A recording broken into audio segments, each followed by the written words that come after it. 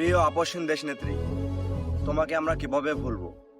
আমাদেরকে সবাইকে একা রেখে তুমি পরপারের উদ্দেশ্যে চলে গেলে।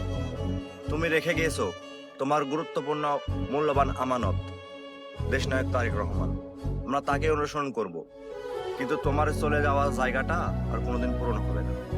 দেশে তারেক রহমান হয়তোবা তোমার থেকে অনেক বেশি দেশ ও দেশের মানুষের উন্নতি করবে, কিন্তু তোমার জায়গা অপূর্ণ থেকে যাবে। তোমার মতো অনেক নেত্রী আসবে হয়তো, কিন্তু তোমার জায়গা কেউ পূরণ করতে পারবে না।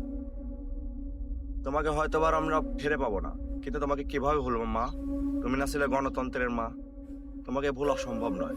সারা জীবন তোমাকে আমরা স্মরণ করব। তোমাকে আমরা ফেরত পাবো না জানি, কিন্তু মহান রব্বুল আলামিনের কাছে প্রার্থনা, তুমি পরপারে ভালো থেকো। ইয়া আরহামার রাহিমিন, আপনি আমাদের মা, আমাদের নেত্রীকে ক্ষমা করে দেন এবং জান্নাতের সবচেয়ে উঁচু মাকাম দান করেন। আমিন।